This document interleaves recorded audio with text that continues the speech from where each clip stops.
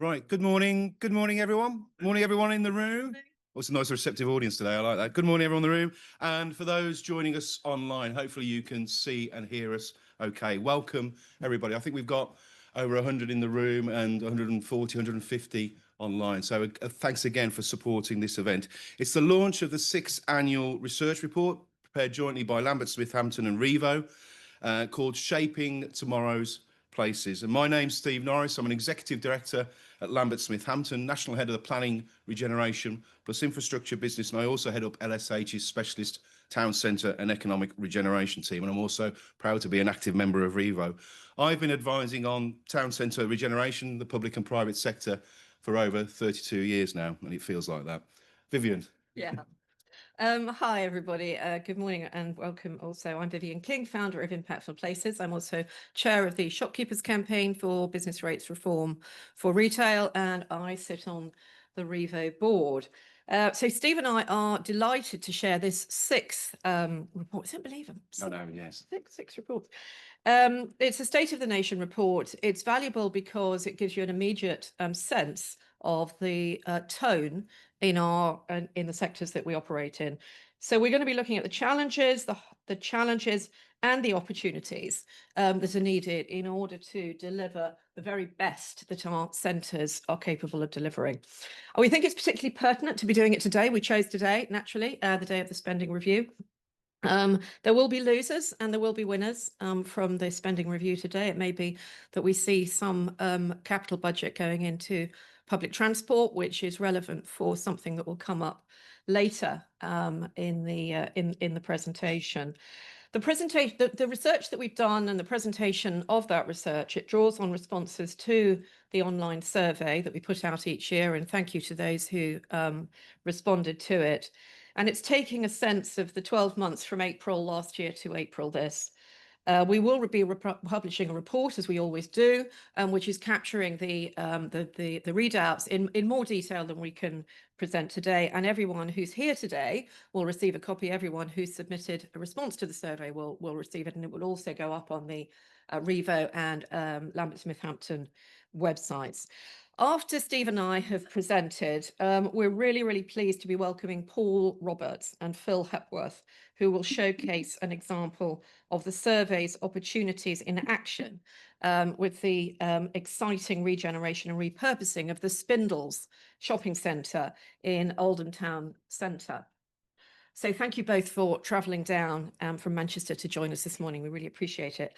After that keynote, we will be joined by 4 experts in their respective fields to discuss some of the key themes and issues and those opportunities emerging from this year's research and the findings and the Oldham presentation.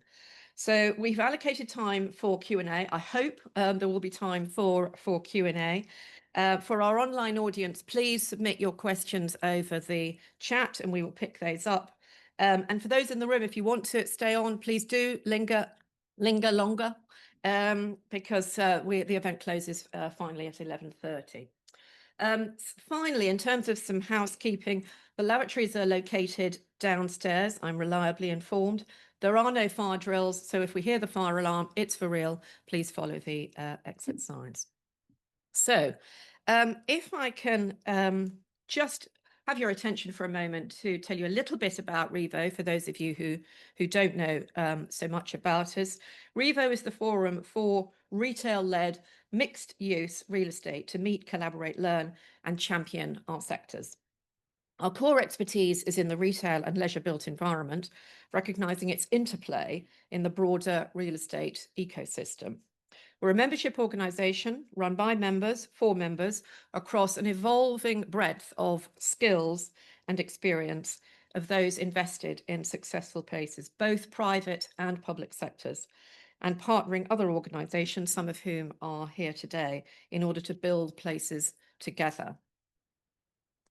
Revo runs a full programme of events throughout the year, tailored to our members' priorities. And these are some of the events on the screen here that we are running. A big news this year is Revo's member conference is back, 15th of September at Arding and Hobbs in Clapham Junction. If you aren't already a member of Revo, please do consider the value of joining Revo in order to promote your industry. You can find out more about us on the QR code, and we will be showing more of that later. So turning to the survey, we had over 250 responses again this year. The respondents' profile is broadly the same as in previous years, a good representation from all stakeholders across our sectors, with a role in the planning, management, funding, development, operation of our towns and city centres. These are our research partners, and Steve and I would very much like to thank our partners for contributing to this. The survey went out not only through Revo's network and Lambert Smith Hampton's network, but the network of all these bodies here that are identified on screen, including ATCM with their CEO, OJ MacDonald, on the panel, waving there. Thank you very much, OJ. So drawing on the survey responses, the presentation today is structured around 5 interrelated themes. The main issues and challenges facing our centres and high streets, the opportunities for their future growth and their transformation, including the potential impacts of Labour's reforms on their vitality. Thirdly, we will ask who is best placed to lead and fund. And we then consider what initiatives and interventions can help our centres tackle the climate crisis and how important social value is or should be in planning, investment, development and placemaking. And finally, we ask what are the future prospects for our centres and how can we deliver them successfully? Steve. Thanks, Vivian. I feel a bit like your security card stood behind you there. Yeah. So what are the big issues and challenges facing our centres and high streets, and how have they changed? When we first started the survey back in 2019, the main concerns were focused on the impacts of Brexit, online shopping and climate change.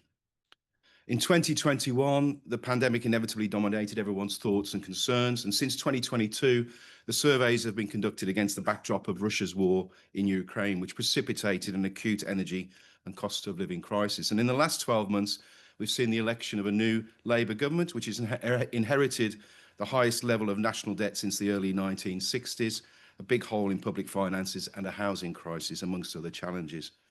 And after a slow start, they've put in place a series of new legislation reforms and other initiatives as part of its plan for change, principally targeted at delivering economic growth and achieving a target of 1.5 million new homes during the Parliament by 2029. And these initiatives, some of these initiatives have included the update to the National Planning Policy Framework, the Devolution White Paper for England, both of which were dropped in December last year, and the flagship Planning and Infrastructure Bill, along with a series of consultations and policy papers published more recently, including the Planning Reform Working Paper Speeding Up Building Out, and only this week the launch of a new AI tool to help speed up the planning system. And on the world stage, we've also seen Trump's return as US president, leading to widespread economic and political disruption. I think it's fair to say we are living through turbulent times. But what do the respondents to our survey think are the biggest issues and challenges facing our centres? So the slide shows business rates have returned to the top of the rankings again this year, overtaking the oversupply of retail floor space, which has slipped to third. Online shopping has moved from fourth to second, so that hasn't gone away. It was identified by 45% of respondents, albeit down, unsurprisingly, from the peak of 70% in 2020 at the height of the pandemic. And today, online sales account for approximately 27% of total retail sales, up from just 1% in 2020. And some forecasters predict it could reach 40 to 50% by 2040. Aligned with business rates, we've got high and rising occupancy costs and national insurance contributions, both ranked 4th and 9th. And these are dragging down business viability, as Vivian will talk about in a little bit. And then local authority debt, financial constraints comes in at 5 in the rankings. And interestingly, for the first time, development viability issues have entered the top 10. Since the first LSH Revo survey in 2020, the majority of respondents have consistently identified that our centres have too much retail space. 62% this year believe between 20 to 39% of our space is no longer fit for purpose, up slightly from 60% last year. And it further confirms the scale of the structural challenges facing our centres and the need for radical surgery in some cases. If you see the slide again, it's no surprise that the redevelopment and repurposing of vacant retail space is the top ranked initiative again, identified by almost 70% of respondents. Indeed, there's no significant change in the top 6 since last year's survey. Placemaking is ranked second again by 55% of respondents. Second equal is the call for improvements to public transport and accessibility, with the promotion of active, healthy travel, including the walkable neighbourhood concept ranked 9th. The call for the preparation of evidence-based town centre visions, strategies and regeneration frameworks has also been a top 10 ask for a number of years. And moving up the rankings from 6th to 4th this year is the increase in the supply, quality and mix of homes in our centres. Over 2/3 of respondents also identified new homes as the top use to help underpin successful and viable centres over the next 5 years. Cafes, restaurants and bars are placed second, down from first in 2023 and 24. And in third equal place with arts, culture and heritage uses, called for by 43%, is better quality public realm, green spaces and open spaces. And healthcare is ranked 5th, the same as in 2024. The message is clear: our towns need to adapt and diversify beyond retail to help build their resilience. They need to provide more flexible space and a blended mix of uses that can respond to dynamic economic, consumer and market trends. Healthcare, education, markets, civic and community uses are becoming the new anchors for our centres, helping to drive up footfall, dwell times and generate links spend to other shop services and facilities. And aligned with this, delivering mixed tenure homes in, on top of and on the edge of our centres has consistently been identified as one of the critical uses to help underpin successful and viable centres, as well as helping to tackle the country's housing crisis. Our cities and towns are the most accessible and sustainable locations for new housing and should really be a priority for the government ahead of building new towns and developing on the green and grey belts. But as you all know, it's not that simple. Many failing centres that would clearly benefit from new homes aren't necessarily nice places to live and aren't viable propositions for house builders or investors. Some of the barriers to delivery, which you will know about, include low residential values and high construction costs, fragmented ownerships and complex sites requiring costly land assembly, planning barriers and poor town centre environments. And this is reflected by the results of the survey. 46% called for speeding up the processing and determining of planning applications, which is obviously high on the government's agenda. 35% also want more flexible planning policies. In second, 40% identified the need to create more attractive environments, absolutely crucial. And then 38% called for a reduction in construction costs. Vivian. Steve. Thanks. So having identified the key issues and challenges facing our centres and high streets and some of the opportunities to redevelop and repurpose vacant space, the research once again canvassed opinions as to what government interventions and reforms can best support their future recovery.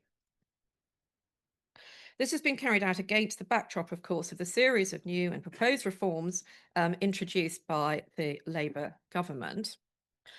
So let me run through the top 5 government interventions identified by respondents to the survey. These are things that are seen as being fundamental to sustainable towns and city centres over the coming 5 years. And I'm going to do them in reverse order, give you time to think about what order you would put them in as I'm going through, and which of those things that you've heard are issues you would rank yourselves. So in 5th place, and the first time this was introduced, actually, as a choice in the survey, is the call for the government to maintain and strengthen the town centre first policies, which Steve will talk about later. 4th is tackling crime and promoting safety, up from 7th in 24, and in line with one of the government's 5 election missions to take back our streets. In 3rd place, for the 4th year running, is the call for greater support and funding for place-based visions, strategies and regeneration frameworks. And Steve is going to be talking later also about how critical strong leadership at local authority level is to place rejuvenation.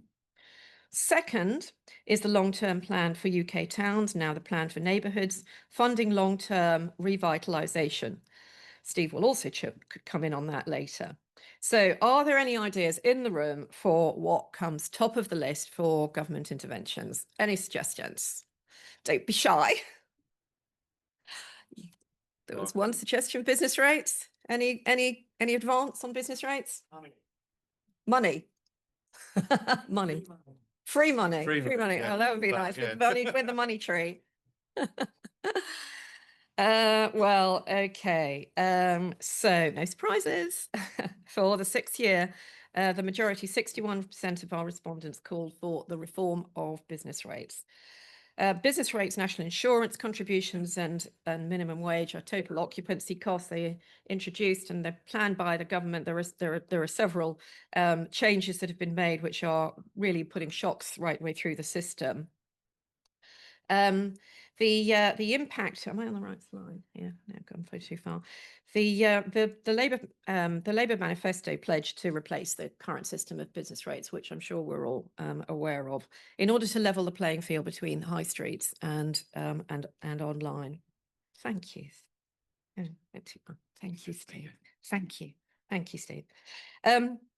Once in office, the government was quick to respond to the business rates conundrum in its budget last year with a platform for permanently lower multipliers for retail, hospitality and leisure with a rateable value of under 500,000.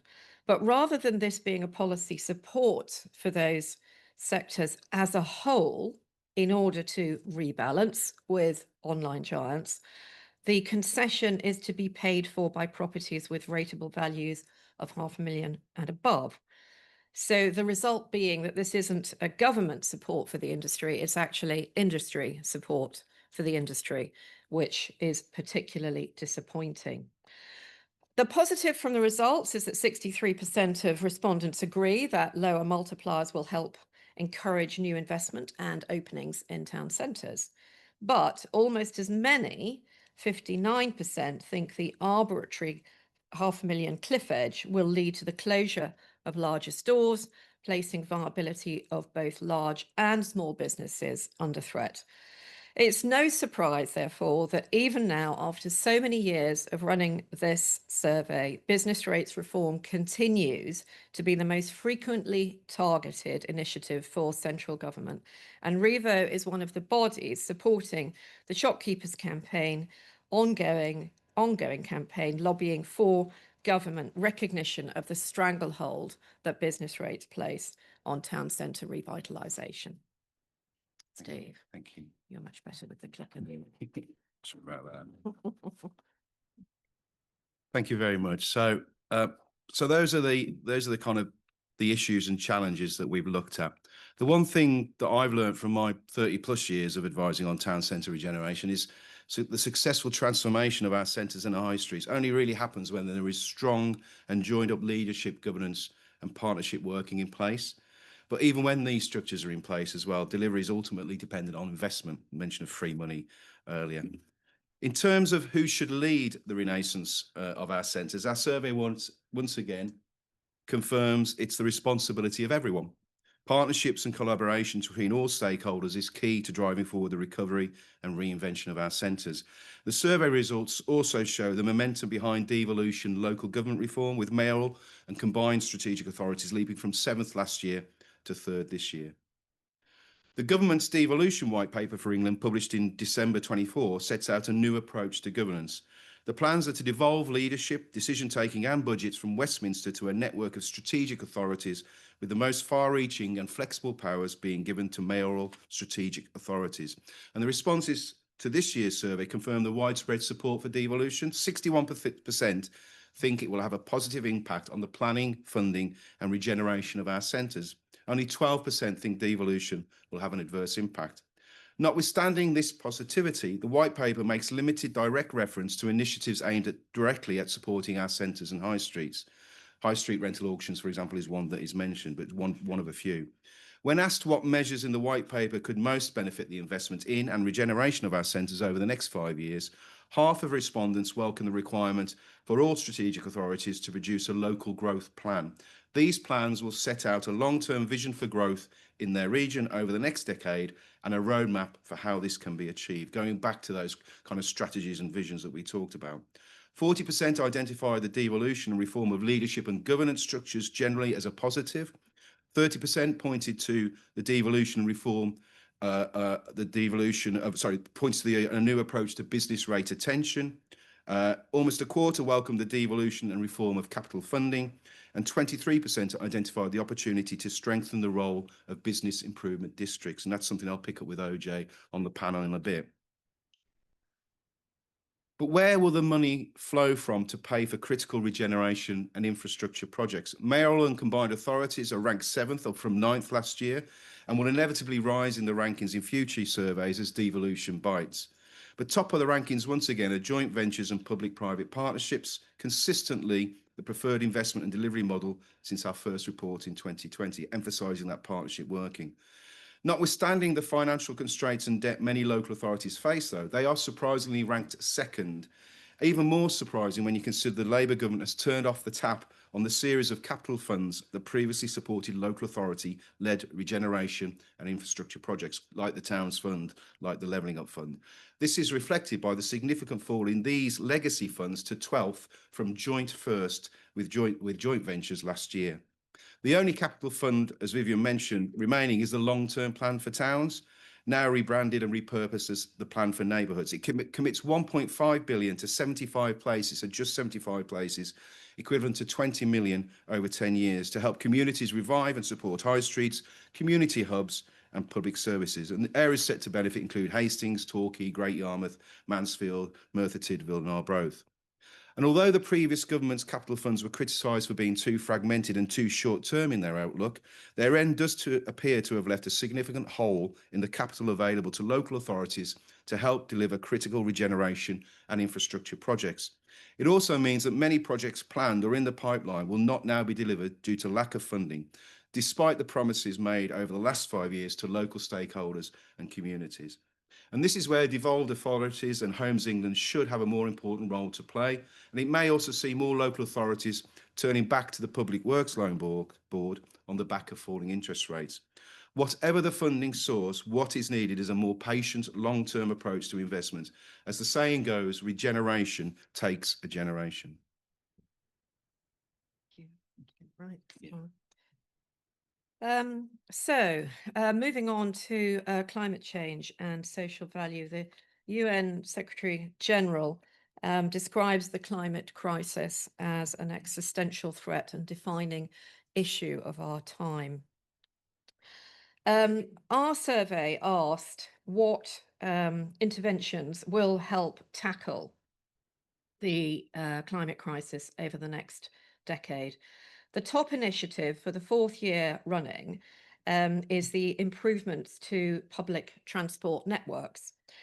Surprisingly, this is some distance ahead of the industry delivering on net zero in 4th place and improving building energy efficiency down to 9th.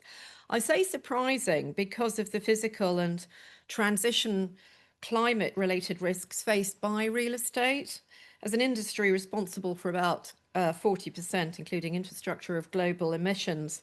And with our economies decarbonising and with increasingly extreme weather events, floods, heat and wind in the UK in particular, threatening sector resilience, we may have expected clean energy security to rank higher when transport only accounts for 20% of emissions, but no, that wasn't the case.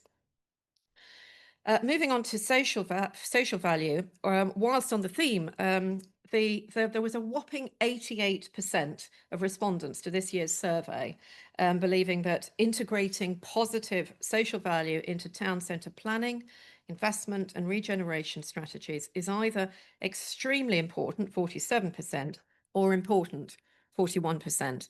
And that's an unequivocal endorsement of the importance of social impact delivering for society, councils and investors. And there's very little difference between the public and private sector respondents on these issues. We also asked respondents to prioritise the social outcomes they would want to drive for centres. And an overwhelming 86% identified a thriving local economy. local employment, education and skills, business incubation, and so on. That's the top priority. And I think that's a recognition of the symbiosis that we have between economically active communities and asset performance. And I'll finish on supporting community cohesion, pride in place, connectivity, safety, which is ranked second, followed by personal health and well-being, which are placed third by 28% of all respondents, although it is interesting to note that more of the private sector ranked this outcome than the public sector. Thank you, Steve. Thanks. Thank you. So what have we learned? Notwithstanding the many challenges facing our centres, I still honestly think that we're entering into one of the most exciting and creative periods in their history. But as I said at the start, we are living through turbulent times. This is reflected by the fact that although more people are optimistic than pessimistic about the future of our centres over the next 12 months, the more optimistic mood music, if you want to call it that, is down on previous years. I think what the responses show here is a kind of wait and see attitude with regard to the series of fiscal, economic, planning and local government reforms set in motion by the Labour government, but nevertheless more optimistic than pessimistic, which is good. And what's clear still is our centres have a vital role to play in the country's economic recovery and sustainable growth. The impact of the pandemic has shown us that they are valued for more than just their shops and services. There are undoubtedly more economic, market and political headwinds on the horizon, and there is no one-size-fits-all approach to revitalising and regenerating our centres. But our research and good practice shows there are a mix of actions and interventions that, taken together, can help deliver healthy and viable centres. What we've learnt is that places cannot stand still. They need to evolve and diversify if they're to survive and flourish. And although retail and leisure will still provide the bedrock for many of our centres, the most successful future centres will be those that can reinvent themselves and breathe new life back into vacant and underused assets, places and spaces. This includes providing a blend of new types of workspace, civic, education, healthcare, community and other uses, and flexibility will be absolutely key. Aligned with this, and to help address the housing and climate crisis, we need to build more new and affordable homes in our centres that meet the needs of all socio-economic and age groups. Our centres are the most accessible and sustainable locations for new homes and should really be the first choice ahead of developing new towns and building on the green and grey belt. Bridging the viability and funding gap is also a significant challenge, and we need to find solutions quickly. We need more patient long-term funding vehicles, because the lessons from previous governments' capital funds programmes is you cannot just turn off the tap after 3 to 5 years. And this is where Homes England should have a critical role to play in funding and helping to deliver critical regeneration projects, as well as building more homes in our centres. And delivery will also depend on strong leadership and governance structures, and on greater collaboration and partnership working that involves everybody across the board, including local communities. And creating successful centres will need to be underpinned by robust and deliverable visions and regeneration frameworks that balance high-quality placemaking with critical commercial, environmental and social value objectives. And placemaking, creating beautiful centres, places and spaces with a good mix of buildings and blue-green infrastructure should be the ultimate objective for everyone involved in the planning, development and management of our centres. Finally, when we asked our respondents what a successful centre in 2050 should look and feel like, they identified it should be connected, safe, affordable, livable, green, healthy and entertaining, and characterised by a mix of diverse and resilient uses. Successful centres will be those that help to promote health and well-being, tackle deprivation and the climate crisis, and provide viable, attractive and entertaining places where people of all ages want to live, work, shop, study, play and socialise. Thank you. That's it. That's it. Good job.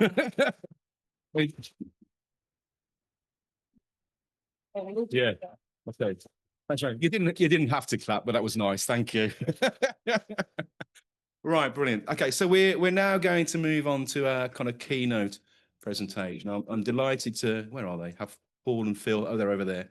Paul and Phil to come up to the stage. We're running quite a little bit over, Paul and Phil, so I know kind of 15 minutes would be great, and then we can get into the panel discussion. But again, thank you so much for travelling down from Manchester and presenting today. What's going to be a really exciting project that resonates with everything that we've just said. Thank you. Thanks, Steve. Yeah, no, thanks everyone, and great to be here today to talk to you a little bit about Oldham and what's been going on in the last 4 to 5 years. So it's really interesting just hearing what we've just been talking about and the challenges, the opportunities that are out there. And I think what you'll hear, hopefully in the next 10, 15 minutes from myself and Phil is a real life example of where this has worked, what we've delivered over the last sort of 4 to 5 years. We achieved practical completion on the last phase of Spindles about 10 days ago now.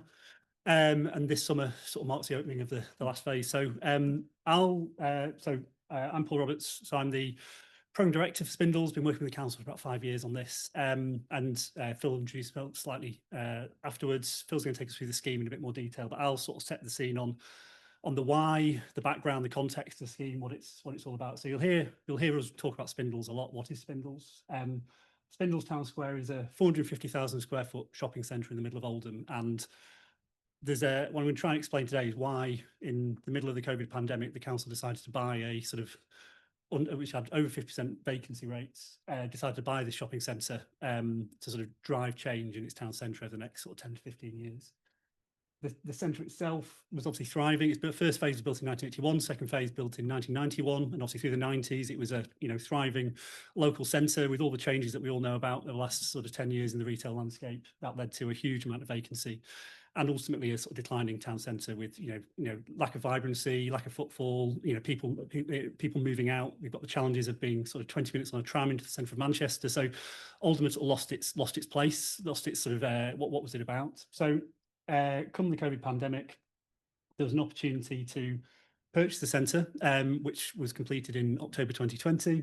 And it was on the basis of repurposing it. So, retail has changed in terms of what it has. So what this scheme represents now, and again, Phil takes you through more of the detail, is how do we turn this, reusing an existing asset, not to demolish it, but to reuse it for all the benefits, sustainability, etc., but into offices, into leisure, F&B, a place for the town centre to drive that activation, and ultimately how this has then unlocked a planning application that was landed about 2 months ago by Muse for 2,000 town centre homes. So if you just reflect on that in terms of what we've just heard in terms of the report, it's a really good, real life example of a success story, I think, in terms of where this has happened. Before we get into the scheme, I'll just, I suppose, give the background to it. So the way the council has delivered this was bringing together all of its central regeneration programme under a programme called Creating a Better Place. So the idea of this is merging corporate and regeneration strategies. So we all know about regeneration projects that can be delivered in isolation. The corporate strategies that every local authority has challenges with now in terms of revenue budgets, its sort of corporate estate in terms of what that looks like, and the revenue costs associated with operating that. So what Creating a Better Place did, brought all of its sort of strategies together under one programme. So its benefits could be aligned. So this was around how do you reduce your current asset cost base in terms of that, with the challenges that are on there under the public sector funding. How do you drive town centre development, and how do you bring new homes into the town centre? And how do you do that with the social value benefits, etc., that are needed? And this is all in the context of the viability challenges that we all know about in terms of every town centre around the UK. So what the scheme was ultimately about was bringing and consolidating several council uses from 5 or 6 different sites around the town centre into Spindles, and then freeing up those development sites for residential development. It's not sort of rocket science in some ways, but it's, the council's estate had developed over years, like every sort of public sector bodies has, where people would occupy a building and then stay there for sort of 10, 15 years. And the council had a sort of long sort of legacy of different buildings it occupied, and it had sort of rising sort of backlog costs on those buildings in terms of how much they cost to operate and to maintain. So there was an investor save business case to basically purchase Spindles, to relocate all of those different services into one place. Linked to that was a whole change of the ways of working through the COVID pandemic. So we went from circa 1,800 desks just for corporate council staff to about 700 desks. That just comes through the new ways of working we've all lived and breathed in the last sort of 4 or 5 years, and it's given the council a real catalyst to lead that change through a sort of asset-led scheme, and ultimately gave the momentum behind to the private sector coming behind the council to then sort of build on that momentum that was delivered. So if we just touch on this slightly, so what Spindles you'll see is the sort of red blob in the middle of the town centre. The council looked at all of its sites that had potential for residential development, and ultimately the Spindle scheme was about trying to facilitate those sites and free up those sites as best we could to then create an exciting opportunity for the private sector to come in and work with the council in partnership over the next 10 years to drive that residential development, which drives the footfall, which drives the activation of the town centre in greater detail. So ultimately, to simplify Spindles in all ways, it's moving facilities into that red blob in the middle of the scheme so that we can then free up the rest of the town centre for development. The last bit from me really is just about the timeline and this idea of momentum. And I suppose one of the things I'm really passionate about is how did we deliver this? Because, you know, we all talk about this and, you know, we all can see what needs to happen. But what Oldham has done is actually prove this can happen and we can sort of affect that change. So we went from purchasing the centre in October 2020, by sort of March 2021, we had a business case through Cabinet that basically set the scene for the actual for the scheme itself, approved the budget to do those works. We did do some soft market testing with the private sector about whether this was going to be a private sector led development, but you could just tell the appetite wasn't there because there's too much risk and not enough upside for them in it. And because the council was driving the occupancy, so the council was relocating its office space, its market, an event space into this building. We put forward a case to sort of self-deliver, so the council to actually lead this regeneration itself. And what that's done is build the momentum for the private sector coming behind it and see that there's something happening. It's not just words, it's not just a vision, it's real. And I suppose this is what this timeline tries to show, is that while we've been delivering Spindles for the last 3 or 4 years, there's been a separate procurement process run to procure a development partner to then follow on this scheme and deliver that town centre housing. So in November 23, Muse were appointed as a development partner, and jumping ahead to about 6 weeks ago, they actually put in their planning application for 2,000 new homes in the town centre, which are going to be delivered over the next 10 years. And that's on the back of what the council's done through Spindles. I'm really conscious I could talk about this for an hour. There's so much to go into. But I'll pass it to Phil now on the scheme itself, and happy to take any questions, actually. Hi, everybody. So yeah, I'm Phil Hepworth, Director at AW Architects, and we were the project architects on this scheme. As Paul said, phenomenal opportunity. We were brought in at the very beginning, which again, I think really helped in terms of shaping this brief back in 2019, 2018, talking to the council about this town centre opportunity. Again, the big thing about this, and again, we heard it in the previous presentation, was it was about somebody taking control of the centre and making a real difference that acts as a catalyst. It was looking at 3 sites and I mean the 3 main sites, but other sites as well that could be brought together into one building and ultimately create a vibrant space that could give more back. It wasn't just about one thing. It wasn't just about retail. It was about the whole collection of things and then how that connects and how it invigorates the wider areas. In terms of the bill, and again, similar to Paul, I'm going to rattle through this because I haven't got much time, but, you know, first and foremost, it was a fantastic building. It's a great opportunity. But what we did see with this was it was, like a lot of shopping centres, it was quite inwardly facing. It didn't really connect that well. In terms of what it was, you know, it was about getting people into the great big car park, straight in, buy something and get out. It wasn't about giving anything back. And it was really apparent when you kind of went there in the evening time, you looked around the building and actually you realised that some of the other interventions that the council had brought forward, such as the Odeon Cinema, was sat opposite our building. So TJ Hughes there was where we did probably the largest intervention, so selected demolition. It just wasn't giving anything back. It was a blank wall. So for us, it was about how do we achieve the goals? How do we free up the site and create this vision for the future? And also in terms of getting the uses in, but then how do we ensure that we connect to the town and help facilitate future change in the immediate areas? And again, I think the really important point here for us was that to make this deliverable, it needed to be feasible and it needed to be able to come forward at the right pace. And again, we had a lot of debates, a lot of discussions about, oh, you know, we're going to do this, we're going to stop. And, you know, it enabled us to move quickly. The building itself, you know, as Paul said, it was built over, it was 90s and 60s. So it was 2 different buildings. Over in Oldham, there's lots of level changes. So we had to deal with a lot of level changes here. But within the building itself, there was a lot of assets. You know, there was a lot of empty retail units.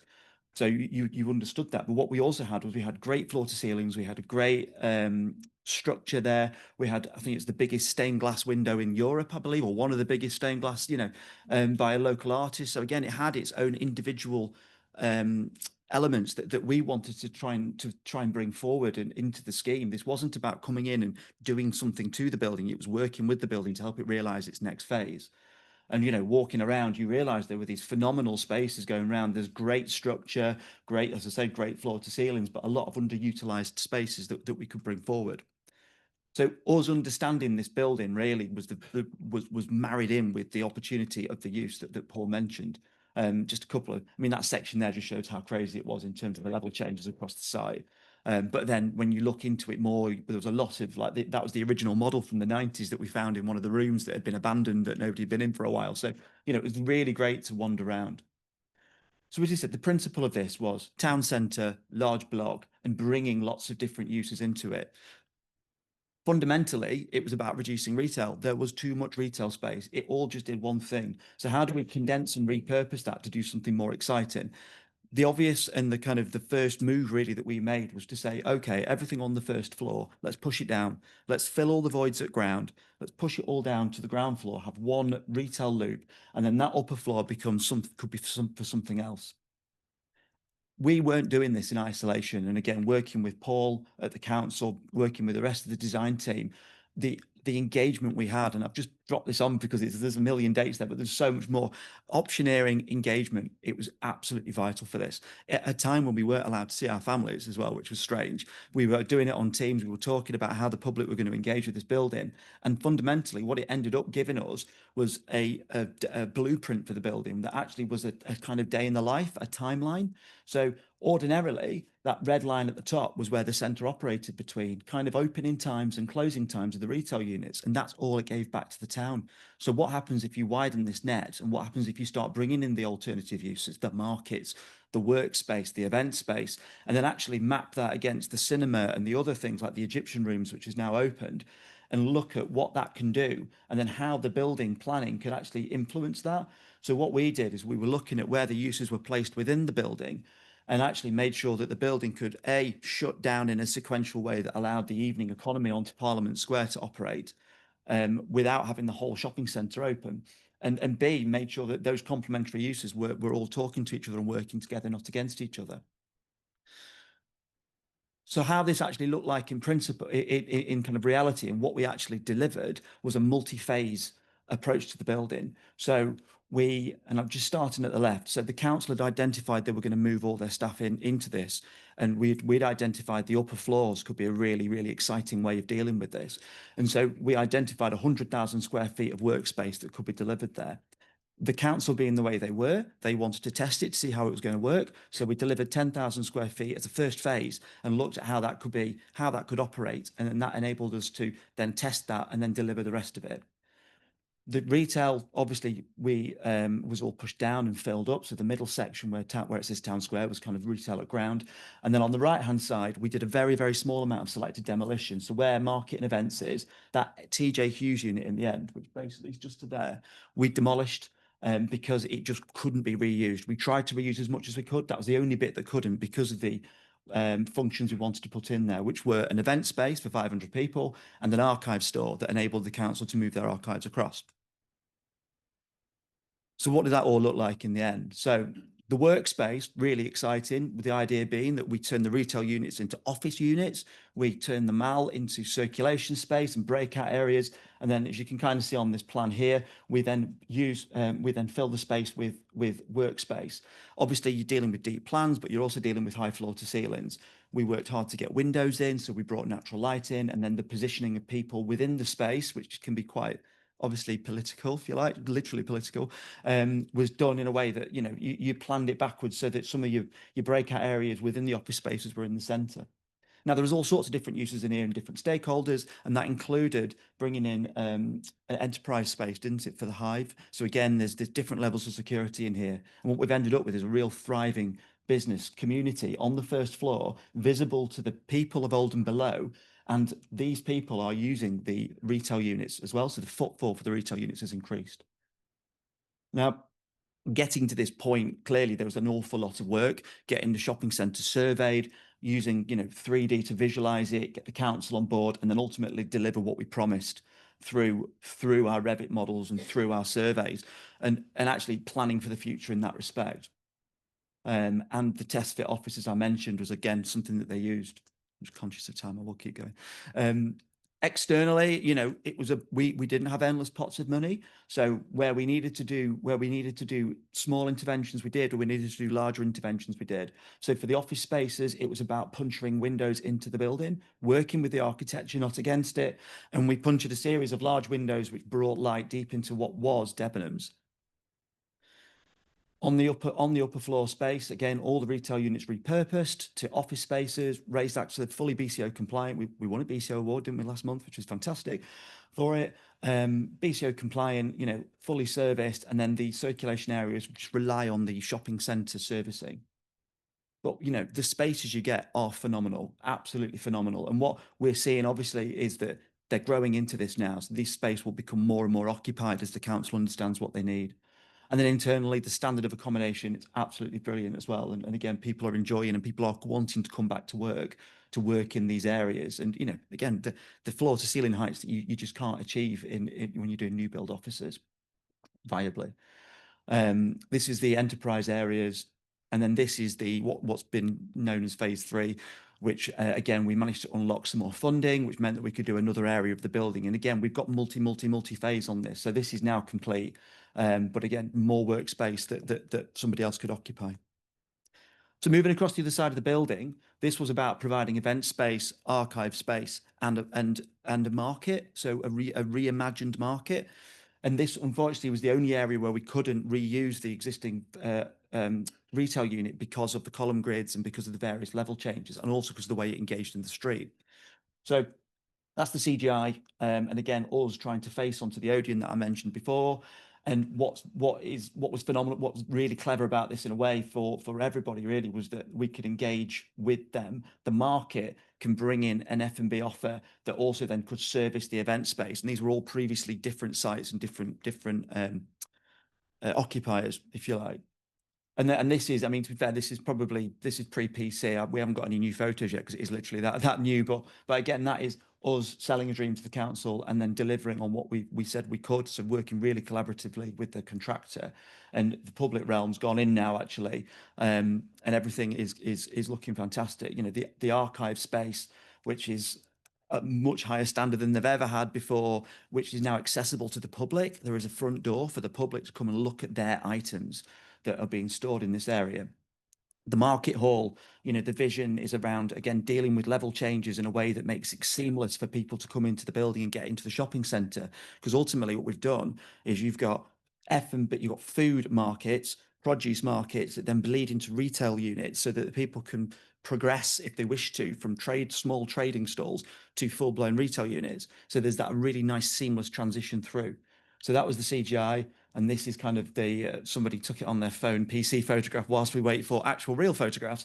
But you can see how that reality is being delivered within the space. And again, when we start getting people in here, and it will really, really come to life. And the market stalls as well being installed. We're going through the process now with the market traders. They were very much involved. My first post-COVID meeting was stood in the market hall in Tommyfield, telling all the market traders we're moving them out. So that was my first in-person post-COVID meeting. I didn't get killed, so that's good. But you know, it's emotive and it's working with people. And again, they've been super supportive. From my point of view, I don't know if you agree, Paul, been super supportive all the way through.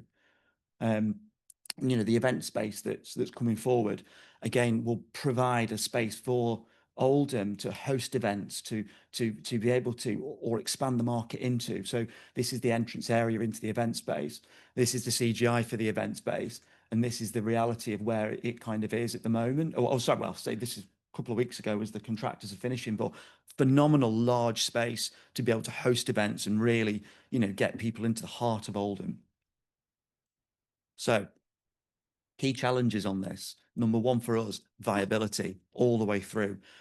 But the great thing is that's the challenge, and it's quite an exciting challenge. And we've really enjoyed that, actually working with Paul, with the council, with the design team to actually realize this vision and actually deliver something that is affordable, that gives something that, you know, it's lifting this area of the town and giving confidence back to the people around it.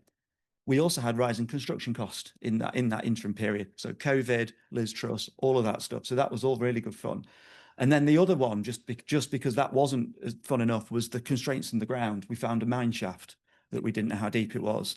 We also found a 33 kVA cable down the front here that nobody knew was there. That was an oil-filled pipe that apparently powered a third of Oldham. So we had to deal with that. But, you know, you work with it, and we overcame it. And that was, you know, dealing with the multiple stakeholders, having a great client, and getting all the tenants and end users on board throughout the process. That's me.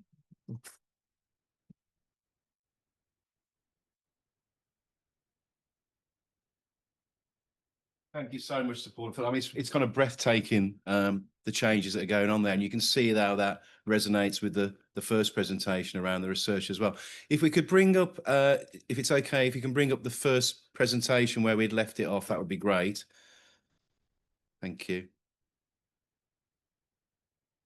And I'd like to introduce the panelists onto the stage as well, please. And just go back. That's the one. Perfect. Thank you very much. We started a little late, so we are running a little late, but hopefully you can bear with us, because we do want to allow time for the Q&A at the end as well. So I'd like to welcome the panelists on board. Victoria's got the best photo I think I've seen. It's amazing. Didn't recognise you without the glass in your hand. But, Well, I'm just coffee. We've got some really great panelists lined up, and what I'll do is, given time, is I'll ask them when we get into the questions, just to introduce yourself before you answer, if that's okay.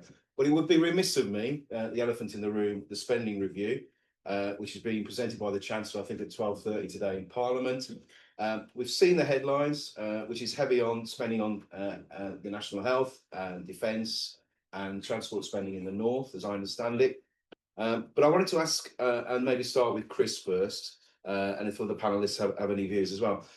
What do you see what's your initial thoughts and reactions around the spending review, specifically around any positive or negative implications for investment and regeneration in our centres? If you'd just like to introduce yourself. Cool. Yeah, thank you. Good morning, everybody. I'm Chris Ives. I provide interim support to the public and private sector, and I'm currently providing interim support to one of the G15 housing associations, who, like many, are really struggling to keep investing in their stock because they've underinvested in the past in repairs, are struggling with the Building Safety Act, they're struggling with tall and complex buildings to turn their estate around.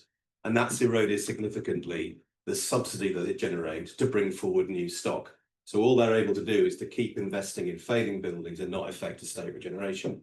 I was interested that new homes and affordable, more new affordable homes cropped up a lot, because repurposing retail into residential, as you're going to do in Oldham, I think is an excellent ambition, but it needs funding, and more affordable needs funding. So the announcement, hopefully today, that some 40 billion is going to be directed into more new affordable, I think is what's most interests me, because that helps regenerate the place. It helps regenerate social outcome as well. Yeah. So our current work about turning a house association around from failure to success needs funding, but it's more complex than that, because we've got to deliver better outcomes for people within that sector, and we've got to regenerate town centres. It's got to be town centre first, it's got to be brownfield first, but it needs that unlocking of funding. And how is that funding going to be deployed? Who's going to be the administrator of it? How's it going to be brought to market? I think that's a really interesting question that hasn't been answered in the we've heard so far. Absolutely, and again, delivery of new homes was top of the pile in terms of the mixing use of the own centre, so that's encouraging to hear as well. Stuart, did you have anything to say? I'm putting you on the spot about the spending review, or did you want to? Yeah, well, first, good morning, everyone. I'm Stuart Harris. I'm CEO at Milligan. We're an SME developer. We've got a strong track record in operating and developing retail and leisure assets. Probably over the last sort of 15 years, I've focused much more on town centre regeneration. I think there's encouragement in terms of some of the soundings that are coming out from the spending review around health, energy, defence. I think interpreting and how we apply some of these things from a town centre regeneration perspective, I think we need to see the detail. I think the challenge as always is some of it's around what we're calling these things. We go from levelling up to towns fund to plan for neighbourhoods, and I think it sort of confuses me. So I assume it confuses everybody else as well at the same time. But is how that money and that funding is going to come to our town centres. You know, it's essential that it's accessible, it's flexible, and actually it's locally driven as well at the same time. And when you look at things like the plan for neighbourhoods, you know, on the surface, it sounds like a big amount, 20 million, but, you know, you're actually, for a lot of town centres, I'm sure OJ will talk about this, that's 2 million a year. That's not transformative. And I think also when we talk about funding, a lot of funding in the market is actually debt-led. It's not grant, and it comes back to that issue of viability. You know, viability, who takes the risk, and we'll come on to that later, but it's the grant funding that plugs that viability gap, which is going to be essential what we're trying to do in terms of town centre transformations. Yeah, so devil's in the details. So, OJ, did you got any thoughts on spending?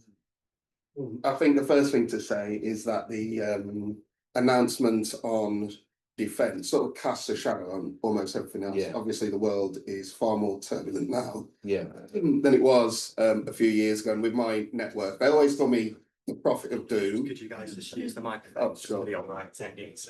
Is that better? Sorry for those guys online. I should introduce myself as well. OJ MacDonald, CEO of the Association of Town and City Management. So my members always call me the prophet of doom. So thank you very much, guys. And well, absolutely. And I always talk about the perma crisis, and it feels like the next stage of this perma crisis is the fact that we've got so much turbulence. And I'm fearful we've got so much to do around local investment and supporting our local economies to support the national economy, that I would be fearful of something like defence, which is necessary and it's inevitable given the way the world is, casting too much of a shadow that we can't get some of the fundamentals right. The government can't put the focus it needs to on what we need to do locally. Glad to hear things like NHS, transport, housing should all be in there. And I think both Chris and Stuart have got it right. Great if the money's there. Now it's about how we use it, how it's localized, what the outcomes are. So for that, we'll need to wait to see what the specific details are. Devil's in the detail.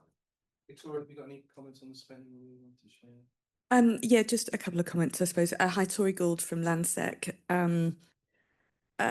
Just picking up on Stuart's point actually on that viability gap, I think obviously, you know, the cost of debt is a challenge, and if there isn't anything to plug that gap, there's no such thing as free money. So there probably is more reliance on people like ourselves to drive regeneration. But as that viability gap widens, it's just going to get harder, I think, from our perspective. Then we'll dig into that viability gap as well, because I think it'll run through most of the questions that we're going to address here today. But I'll stick with you, Victoria, if you don't mind. The LSH Revo Report has consistently identified our centres of too much retail space. And there's clearly no single solutions we talked about. But how can we address the challenge of falling retail demand and vacant space in our centres, high streets and shopping centres? And we've heard from Paul and Phil about the amazing transformation that's going on in Oldham and the spindles driving that as well. And obviously you come from it from a different perspective as well. But can you point to exemplar projects and what lessons you've learned and what are you doing out there on the ground in the real world? Yeah, absolutely. So, I mean, as you've mentioned, obviously it's pretty consistently reported that there is an oversupply of space. And this is due to obviously a number of different competing factors, the rise of online, retail is becoming much more sophisticated as well, I think, in terms of, you know, we're finding brands effectively needing sort of fewer, bigger and better spaces. We, I suppose, are quite lucky in that we're well placed. A lot of our assets are quite regionally dominant. So that flight to prime means that we get a lot of brands coming to us. But it doesn't mean that we are immune from all those challenges.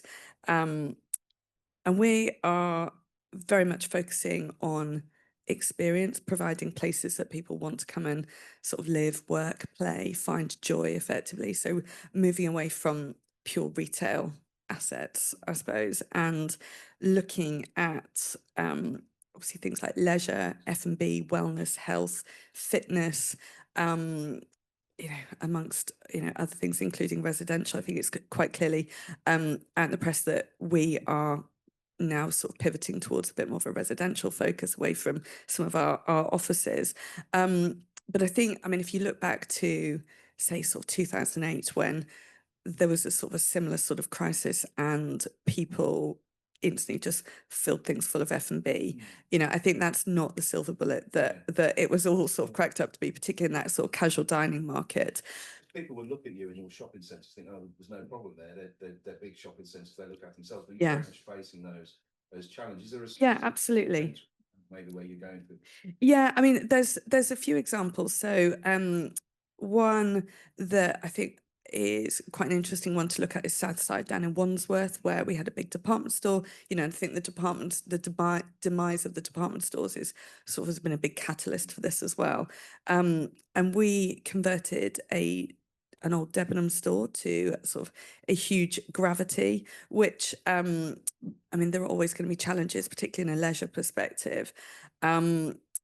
Because obviously leisure rents are much lower than retail, but it also sort of coincided with COVID, where we possibly benefited from a valuation reduction that helped us to deliver some of this. But we also are trying to look at things like halo effect at the moment and how we actually quantify that, because I think that can be quite difficult to quantify, particularly from an investment or valuation. But we're looking at where we can really quantify things like an increase in footfall, an increase in average transaction value, an increase in turnover to help us deliver some of those. Then we've had something like One New Change in the city, where we've converted a Next to F1 Arcade. It's quite risky. It was their first one, really unproven, but and we actually took out some ground floor retail space to deliver it, but it's been incredibly successful. I mean, that's not right for everywhere, but it worked for that, where, you know, the retail market in the city was really struggling. And then also another one is in Cardiff, where we're very much focusing on placemaking. And again, a Debenham store, we've looked at whether we can repurpose it. We were not able to repurpose it. There were some real challenges in the building in terms of rack asbestos. So we're taking it down and we're creating public realm, public space. We're putting in a big playground. We're bringing in some sort of embryonic street food markets and some additional supporting F&B as well. So people think we're mad we bought it from BL, we're knocking it down and we're not really replacing it with anything. But hopefully it will have a really positive impact. It's about it's interesting now, it's buildings that are being demolished, but also being replaced with green spaces and open spaces. Yeah. And public spaces as well, and event spaces. I think it's really exciting. Yeah. Stuart, turning to you, I mean, that's kind of how Prime are dealing with the challenges. But you're obviously involved in some really exciting regeneration projects and a few coastal towns and elsewhere as well. How does this resonate with you as well? I think Tori and I were having an interesting discussion about this before, the different challenges the private sector have got and that the public sector have got in terms of how they address the oversupply of retail in either centres or town centres. A lot of the projects that we tend to get involved with, by their very nature, because they're regenerative, are the sort of second tier of towns. So they have seen probably the most drastic impact from that reduction in demand of retail. So we're having to take a slightly different approach to it.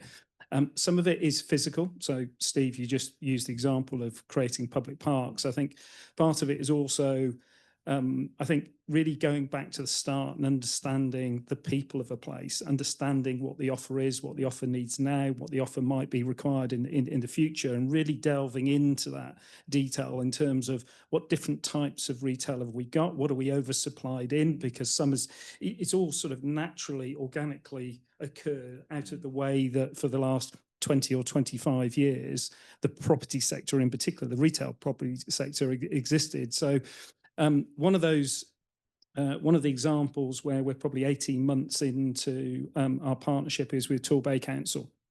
So in the past, I've got involved in regen projects where it's been a single site where we've got involved with a council, and more often than not, the council are trying to solve all its regen issues in one site.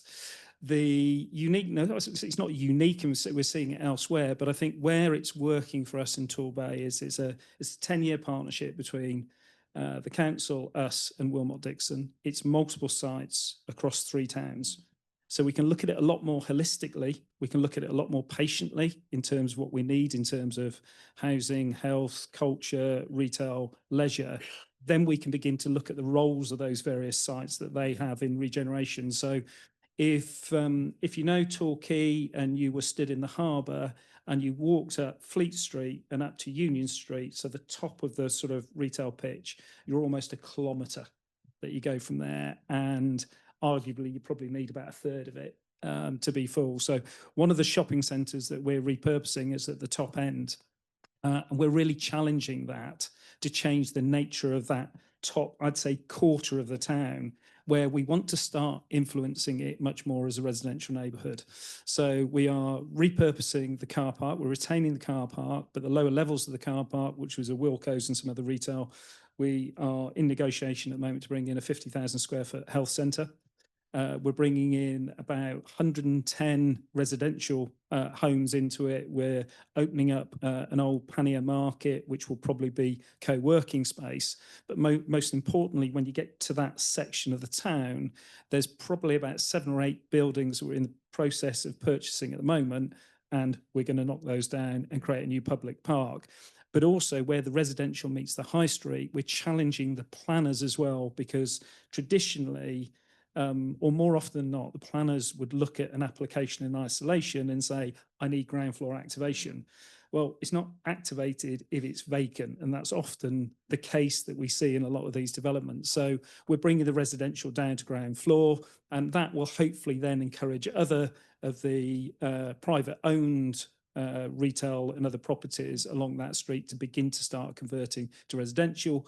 We're taking out the retailers that are in the shopping centre and we're moving them down into the town centre. So it's long term. There's not a quick fix, and that's where I think, you know, when we talked about, somebody mentioned earlier about, you know, patient long term capital. And I think that's absolutely right. We'll come on to it later, but that's also exactly the same for applying, I think, what a lot of us have done in this room, where we've asset managed or we've leased shopping centres, beginning to start applying that to town centres, albeit there's different challenges, which we recognise at the same time.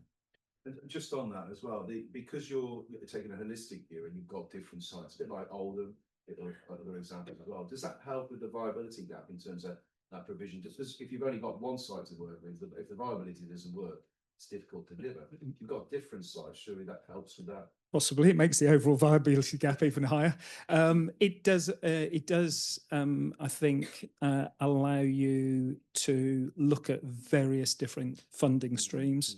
One of the things that Mike Anderson, our CIO, is doing at the moment is we're talking to a number of the major pension funds about a sort of programmatic investment approach to the town centres, and by engaging with them early, they can also begin to have an influence over some of the uses that come in. And I say influence, and you know, we've got to agree that it's the right uses, but that will allow them to begin to start funding, but they can look at it over a much longer term. So, you know, they're all talking the right language, but for so long it's still been, well, what's my return going to be, and by when? So we are seeing positive change in terms of that dialogue at the moment, and I'm confident that probably within the next 6 months we'll probably announce the first of those. Brilliant. Chris, falling demand, retail space, how do you deal with it? What's your experience? I've helped a couple of local authorities acquire strategic assets that include shopping centres, because of what Stuart said about whole town regeneration, holistic approach is absolutely right. Because if you can make the place through ownership, you've got a better chance of resetting the retail core if you own it, rather than simply influencing through the planning process. I think it starts with the local authority's approach to ownership as well, because I've found, and I'm sure Stuart will have found as well, that these are very complex assets that you need to own and then manage. They're bought on a business case that's predicated on business as usual. So you're buying an income stream, you've got existing tenants. What the public sector perhaps doesn't fully understand, and it needs therefore a better relationship with the private sector and other owners within its district, is how do you take the shopping centre from now to the future and engage with the retailers effectively to carry them along the journey. The public estates that I've worked with, which include Wirral up in the northeast, and in the northwest rather, and most recently Hartlepool in the northwest, is that they have yet to fully understand that that strategic level of engagement is critical, because you've got to have that vision. And we're going to talk about how you can reset a vision, how you can bring patient capital into it. Unless you can create an investable proposition, starting with your core offer, you're never going to get very far. So I think it's important that you start with the basics and you manage the shopping centre proactively and effectively. And getting a local authority to think commercially is actually very, very difficult to do. And the early engagement with the private sector is therefore really important to get them to work together to unlock the opportunity. And then you can look at consolidation, you can look at alternative use, because the public sector inevitably, it tends to look at a long-term problem in a very short-term way. It doesn't look far enough ahead because it's on to the next problem. I've bought that asset, I can solve that, I've solved the problem, but it hasn't, because it doesn't look at proactive engagement and proactive development. I guess that's where visions and strategies and regeneration programs are absolutely fundamental all the way through. Absolutely, yeah. OJ. Yeah, so for my members, I think there's probably two elements to this. There's firstly the transformation, and not too far away from Oldham, actually. And that's a great story. I think my Northwest network actually want to come to Oldham for our next visit because we want to see Spindle. So that's great. Not too far away, we've got the town of Stockport, which I used to live in. And I think some of you might know about the Mersey Centre, which is the main shopping centre which dominates Stockport town centre. And unfortunately for Stockport, Mersey got all the big names, Debenhams, M&S, everything. But obviously when you've got Manchester city centre in one direction, Trafford centre in the other direction, then you've got lots of different, quite affluent little towns around it. Stockport has just been squeezed over the past couple of decades, and it's left a massive hole in the town centre, which has been a real challenge for the town. But you walk round the back of Mersey shopping centre, and what has been hidden is what is called the Underbanks. They've branded it now the Old Town, where it's all pebble streets. It's fabulous built environment. It's grade 2 listed marketplace. It's lovely, but it's been completely hidden. And the perception of many people that use Stockport or just go through Stockport is that it's an industrial town. It's a northern industrial town that's on its arse, to be frank. That's the way people have seen it. What was done is there was a partnership that was formed. It was community groups, local businesses, it was council that set up a food market in the Underbanks, in the Old Town. And over time, that completely changed the perception of those people that came to those markets. It was a sort of night market last Friday of every month, and that managed to capture the office market from people leaving Manchester to go home to the south, and also those people with young families who lived in the area who wanted some place to go with their kids. And over the course of about 5, 6, 7 years, people's perceptions changed because they were engaging with the Old Town. They weren't engaging with a dying Mersey Way. And that's led to this, first a trickle of investment from evening, nighttime businesses that wanted to be part of the night markets. That then grew, it became an avalanche. We had the light cinema come in. We've had tens of millions of pounds in terms of public realm investment. It supported some of the mayor's ambitions for the regeneration of Stockport through housing in Stockport West, the new transport links. Through those food markets, the way it's been orchestrated and coordinated, it's been a massive change. It's led to a massive change in Stockport, to the point where they can now take a fresh look at Mersey and think, right, now with this new momentum, what can we do to bring Mersey back to life? What new uses can we bring to the shopping centre? It's fantastic. For a lot of our members, the second part is working with the changing dynamics of a place. When we talk about place management, to go from an area which is almost exclusively commercial, sometimes dominated by retail, to go to one which is mixed use, where a lot more space is given to residential. There's a lot of things that need to change. Things from the availability of health, education, things like even just simple janitorial things like the collection of waste, for example.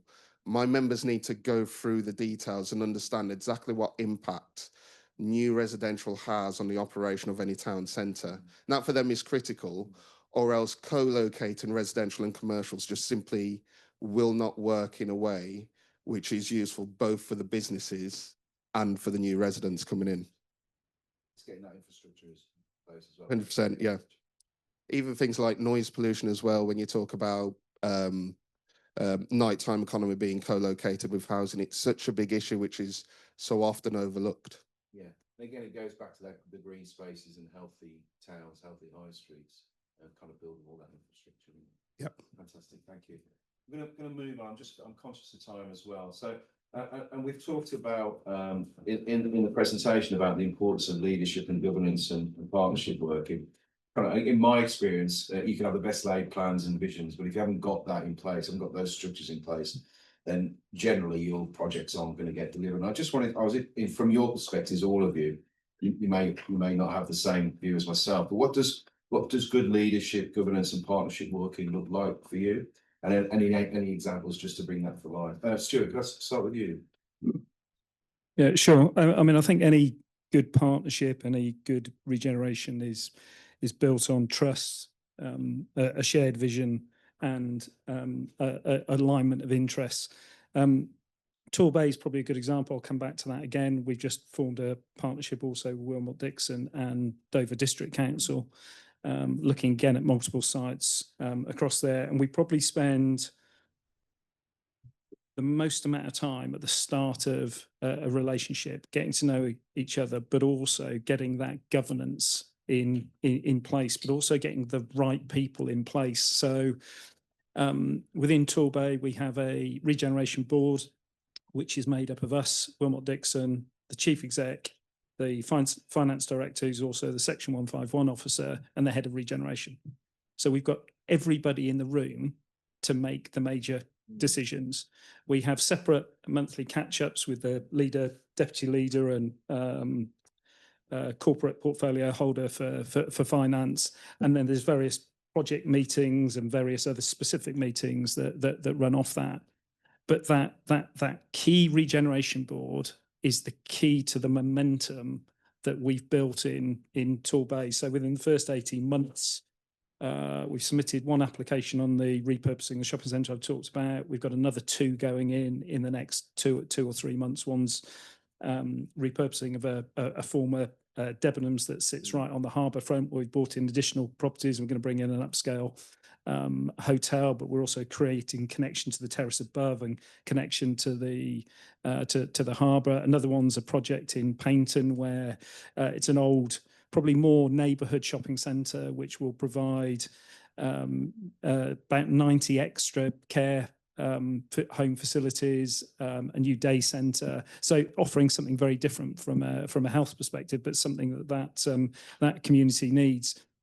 But at the start of the project, we spent probably the first 6 months looking at the viability of each of the projects. Each of the projects have been looked at for probably the last 2 or 3 years, all by completely different professional teams, all run by completely different people. So not surprising, there was lots of different answers. It was inconsistent with the metrics that have been applied. So nobody really knew where that ultimate viability gap was or what was needed to deliver these projects. So we did that, and then we sat in one of the council chambers, and we put a whole load of tables together, and it was probably, I don't know, there's about 30 foot of tables, and we put all of the designs for all of the schemes out. We put all of the headline program delivery timelines, and we put all of the viability metrics for each of the appraisals. So we're able to sit with the chief exec, with the FD, and we looked at actually what was physically could be delivered and by when, where were the funding gaps and how the council might use some of its resources, whether it was borrowing, whether it was selling off other investments that they had, whether it was applying to government for either brownfield relief funding or other forms of funding. And then we were able to determine which ones took forward, but we're also able at the same time to make sure that we had the political buy-in as well. So something that was not unique to Torquay because we see it elsewhere, but if people had asked me how we would choose a regeneration partnership, one of the first things I would have said was political stability. in there. And political stability often means that somebody's got a large majority, so they're not going to get shifted, so they can take a longer term view. Actually, that wasn't the case in Torbay. When we started the discussion, we were dealing with a Lib Dem administration. It was one of the few administrations a couple of years ago in the UK to go Conservative. But by framing it and agreeing it as a 10-year partnership, we got all of the politicians to buy into it. So as part of our interview process, we were interviewed by the Conservative administration, and then we were interviewed by a cross-party group of councillors. And actually that got that buy-in. And very, very simply, they can all see that they can play a role and they can take advantage of the regen. So the Lib Dems who were out of power can say, actually, look, if we get momentum here, we could well get back in a few years' time, and we can in this momentum. The Conservatives are thinking, actually, if we get a move on here, it might give us a chance to stay. So it's enabled everybody to buy into it. But you know, that would be my one key bit of advice: spend the time getting that governance right, because if you don't get it, you won't have the right forum to make those difficult decisions and get that momentum. And momentum is key in regeneration. OJ, you obviously come up again from a different perspective, the ATCN and business improvement districts as well. Yeah, absolutely. So, I mean, the challenge around governance and leadership, it's one of the reasons why ATCM actually exists. It's the problem of fragmentation at that local level. And in my ideal world, if I wave my magic wand in every town, the partnership would be fairly simple on the face of it. It would be local government and your public agencies working with your businesses, working with your property interests, working with the community. You'd have those four core groups forming a partnership and working together on supporting any town going forward. In reality, we are so far away from that in many areas. And it's not even about those core groups working together, but even within them, the fragmentation can be quite significant. So outside the big cities, in some towns, just a fragmentation in terms of property ownership and different properties seeing different things for their assets and coming up with something which on the whole for a town is a fairly disconnected offer. How do we get over that? Local authorities, it's bonkers how there are some local authorities where different departments just simply do not speak to each other, do not engage with each other. And it can make things really difficult. And I've got members, some of them in local authorities, some of them town centre managers, who will tear their hair out because it's difficult to get people within their organisation to see eye to eye. And I will point to John Burnett here today, who used to be Walsall Town Centre Manager, and he taught me this. He said that when he was Town Centre Manager, one of the things he did was to go to someone from planning, someone from highways, licensing, etc., and bring everybody to sit round the same table to discuss what was happening in the town centre on a regular basis, to work through certain issues and to make sure everybody's on the same page in terms of action going forward. And things like that can be crucial in terms of getting around a lot of blockages in terms of the action we need to pull through new development and supporting existing development. And I think one area where they are taking a really good approach to that sort of local partnership. I know in Aberdeen, I think they've got a lot of challenges on Union Street in terms of vacancies, which are proving really challenging. And the bid has formed a task force, which includes some of those property owners. It includes architects, it includes building safety, it includes planning and licensing and other experts and consultants as well in dealing with empty property.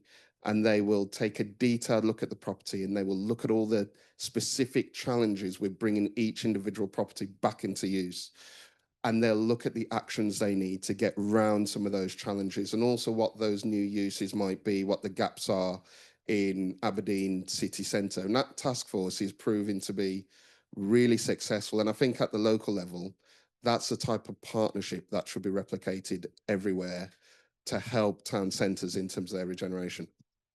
I think the point you made around collaboration across local authority departments, compounded by the resources and skills gaps as well, is a really fundamental thing that needs to be done in terms of getting them all talking together. Chris. Yeah, I'm just to echo what Stuart said, but I'm also going to talk about Stockport because I worked for a while with Stockport. Its Mayoral Development Corporation is an example of excellence. It's what good looks like for complex town regeneration. What the private sector wants to see is a single controlling mind. It wants to know who it engages with. It wants to know that procurement is simplified, decision making is simplified, and if it's going to put its pound in, that pound will be well spent across the partnership. I think Stockport works extremely well because they have a clear strategy, they have clear leadership, they have political buy-in. And I think that example will have to be rolled out within combined authorities, mayoral authorities who are looking to create development corporations to accelerate regeneration, accelerate delivery, accelerate repurposing.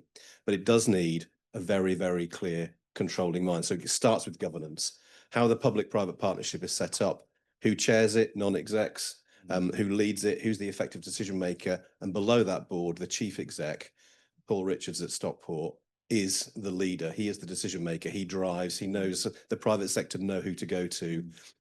But it's also about the grant funding. If Homes England, who are going to hopefully be the beneficiary of significant funding, can't see there's also an investable proposition, a single controlling mind, and a clear path to delivery, they will not provide funding. So I think the Mayoral Development Corporation model, development corporations full stop, delivered through combined authorities, will give that purpose and that strategy to allow the public sector to not fail, allow the private sector to come in, but most importantly, the private sector needs to be there because the public sector can't correct market failure forever. This isn't an open-ended pot of cash. It's got to make the place through leadership, whole town regeneration, and create that investable proposition for the private sector. I think Victoria, Chris has kind of teased you up there in terms of public partnerships, and how is that impacting on you in your assets in the cities and towns you're involved? Yeah, so it's quite interesting actually. I think a thing that I would really pick up on, I suppose, is that sort of relationship piece. And any successful, or trying to set up a redevelopment or a refurbishment or any kind of regeneration for success is only going to come down to the strength of the relationships that you have between people like ourselves, people with local authorities, and other sort of key stakeholders as well.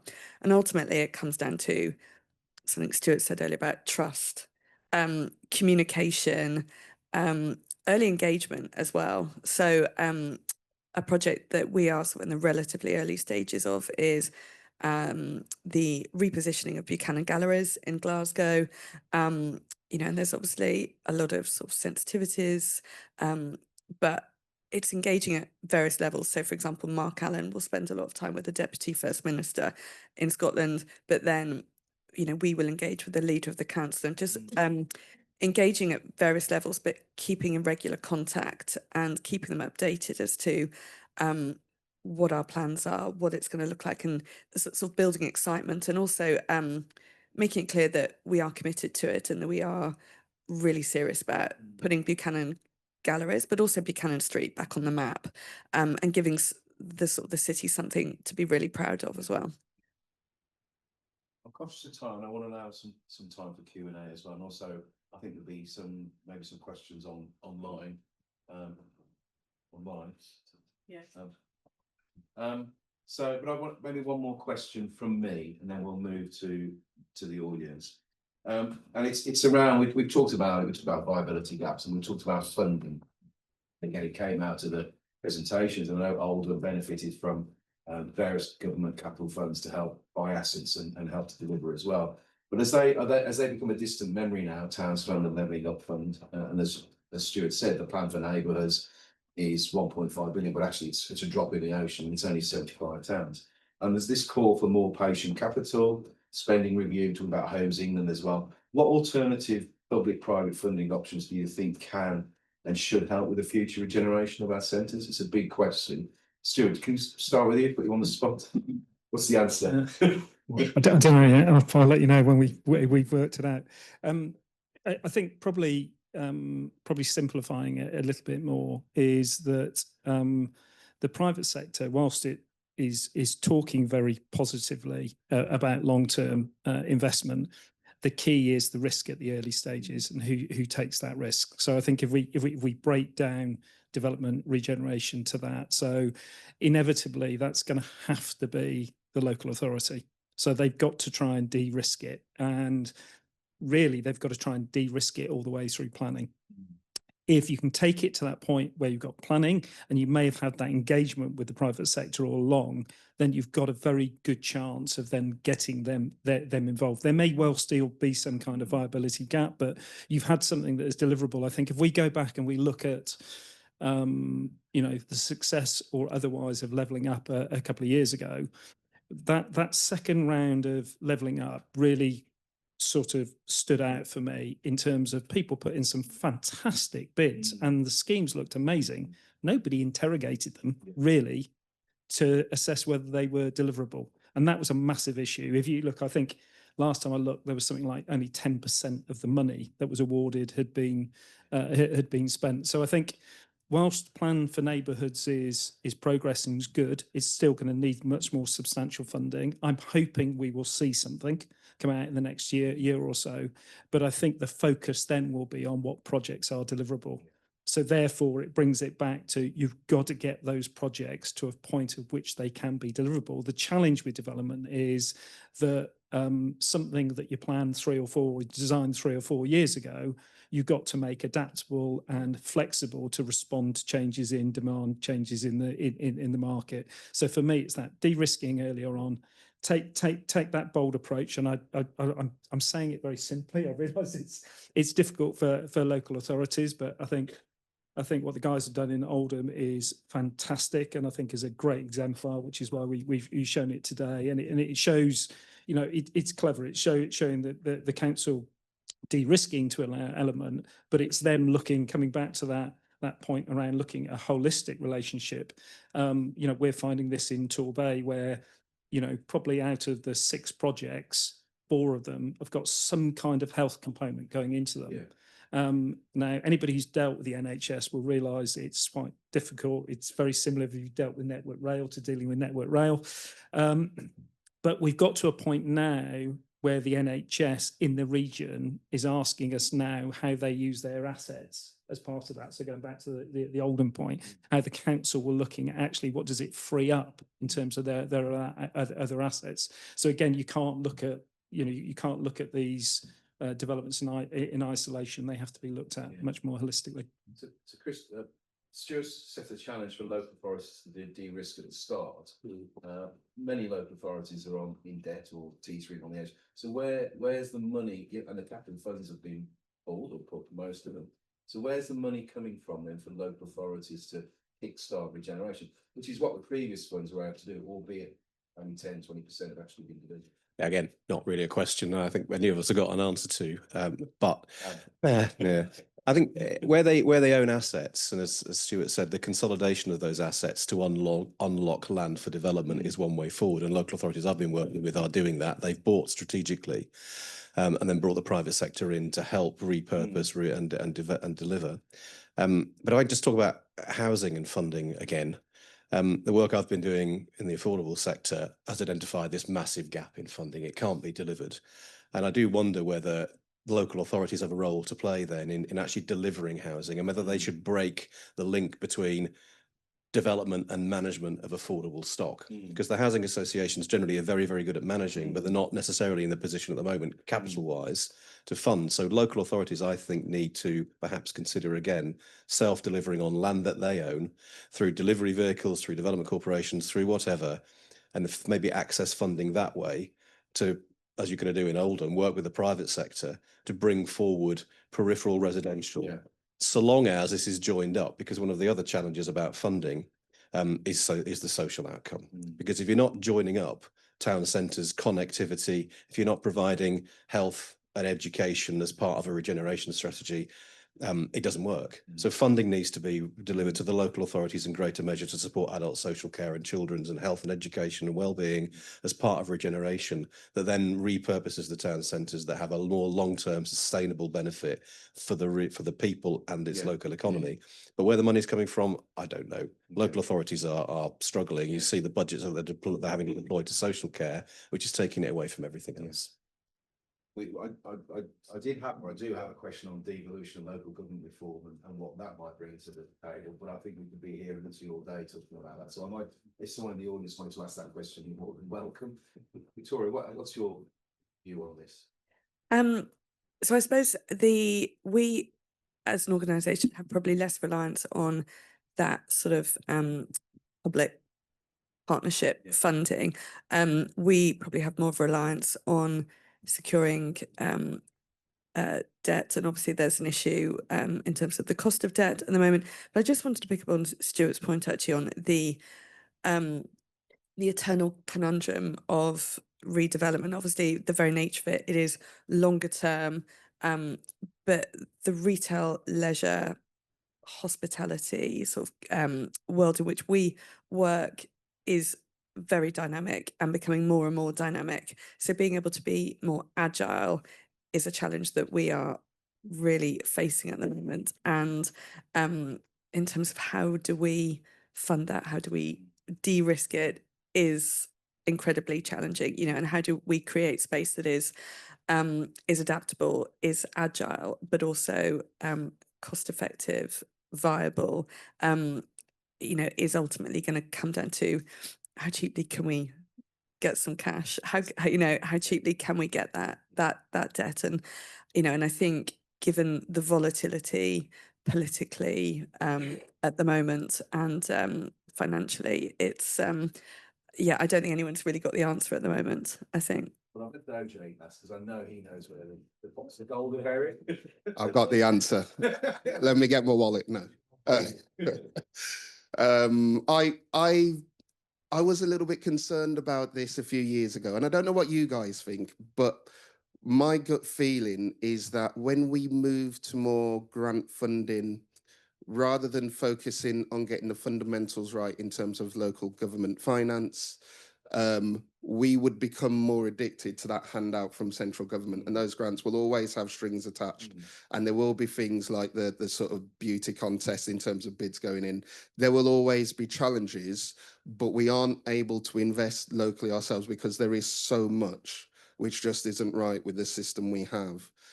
So for me, there's probably three answers to this, and it's not about grant funding, but it's just about getting the basics right again. In terms of local government finance, there has to be a firewall between the money local authorities would use to invest in their local economy and something like social care, which at the moment is swallowing everything. It's something we discussed at our conference in February, and there was a councillor in the room, and he told, I think he was in Wiltshire, and he told us that 1% of his population who needed social care was using up about 2/3 of the council's budget. And that is fairly commonplace in a lot of areas. And those challenges are only going to grow. And we can't get around that unless we think of a new way of restructuring local government finance, which allows local authorities to invest again. Because the truth is, without local growth, how are we going to pay for these things in the long term? So that's going to need a complete transformation. We need to completely rethink how that works, along with as part of local government finance as well. And we all know it in the room, so I don't need to talk much about this. We need business rates reform. And that doesn't mean the Treasury losing out on money to support the high street, to support physical retail or whatever the commercial use it might be. We know there just needs to be a rebalancing between bricks and mortar and online. So it can be revenue neutral. But by doing that, it gives us more leeway to invest. It closes that viability gap, and it can change the picture enormously. And then for me, probably the third thing is I'd look at, alongside that, I'd look at new avenues that allow property owners, landlords, local authorities to collaboratively invest together in their towns. So I would probably look at the route of property owner business improvement districts as well. The vast majority of our bids in the UK are all occupier run and funded. But business occupiers will probably think about what is going to help them in terms of getting through Christmas and making sure they have enough in terms of their cash flow to survive in the new year. They're more tactical, they're more short term in terms of their focus. They are incredibly effective. And I just wish for the day where we could have that, but have that for property owners, where we can start thinking longer term in terms of investment in things like shared infrastructure and public realm and accessibility, and the things that the owners of property can do really well, thinking 10, 20, 30 years into the future. That's what the BIDS model is for. It comes from North America. It was based originally on property owners, and just because of how our rate system is organized here, we just haven't gone down the route of creating proper property owner bid legislation. So we do have them in parts of London as a sort of accident from how we funded Crossrail. But I think new legislation on property owner bids, alongside business rates reform, alongside changing local government finance, could do enormous benefit in allowing us to invest properly. Just on that as well, just very quickly, in terms of the BIDS model, and you talked about the American model that hasn't really put the balls over it. What's the test that's happening in Manchester now? Is it, it's called the hospitality bid or the accommodation? Accommodation bid, absolutely. And because of the challenges we have around funding, we know there are continual murmurs around the creation of a visitor levy. So already come into place in Scotland. I think the legislation is either on the way or has been passed in Wales, and there's talk about it coming into England as well. And I think for a lot of businesses, I don't think there's anything against a visitor levy per se to reinvest in the visitor experience to grow the local economy. But I think there's a fear amongst many that that money will go down the social care black hole or fund other. Absolutely. And that's a challenge. And so there are some areas which are trying to get ahead of the game before legislation comes in, before a visitor levy comes in, saying we are going to set up our own accommodation bid. We'll bring in our own visitor levy, and then we can ring fence those funds to reinvest in the local economy like it should be. And that can go to public realm, all the visitors. Absolutely, yeah. Safety and security, whatever it might be, that improves the visitor experience. I've had that.